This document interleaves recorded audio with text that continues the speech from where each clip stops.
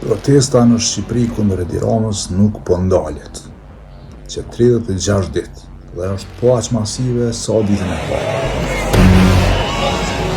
Ky është momenti potencialisht më historik i Shqipërisë në këto 35 vjet. Po thyet qark ambicios mes Berishës dhe Ramës, që e ka sundu këtë vend për gjatë kësaj kohë. Nuk pretendoj se di më shumë se qytetarët e Shqipërisë për situatën politike atje, sidoqoftë si turist, si dikush që e ka parë prej larg këtë vend, kam përshtypje goxha të forta. Një prej tyre është zhvillimi ekonomik i këtij vendi. Ka qenë një zhvillim ekonomik i përçudshëm, që e kemi parë gjithë kosovarët derisa kemi shkuar në pushime në Shqipëri. Në një anë kemi pa luksin dhe në tjetrën anë kemi pa varfërinë ekstreme. Në një anë hotele luksoze, në tjetrën hotele të lodhta atë sa s'mund të merren me mend në Kosovë. Nganjëherë, në një vend vetëm e kemi parë edhe një shtëpi duke urzu, edhe një vetur luksoze tipit më të ri. Kjo e fundit nuk na kallzon pa barazinë ekstreme, asa na kallzon mënyrën qysh janë pasuruar qytetarët e Shqipërisë.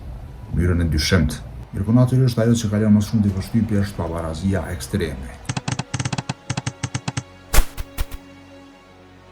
Si Kosovar nuk e kemi opsionin mos me dasht Shqipërinë, e duam Shqipërinë. Mirë po, e kishin dashur më shumë, sikur të mos kishte qenë aty Edi Rama, e të mos kishte qenë aty Sali Berisha. Sikur Shqipëria të kishte qenë vend më i drejtë për qytetarët e saj. Kosova nuk është më mirë se Shqipëria, e dim. Mirë po, Kosova e sheh Shqipërinë si një shembull që duhet me ndjek.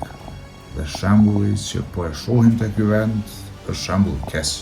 Dhe prandaj është shumë mirë që Shqipëria ka dhënë ndërheqje për Edi Ramës. Tash është koha që Edi Rama të jap ndërheqje si kryeministër i Shqipërisë. E ka ekspozuar veten si vegël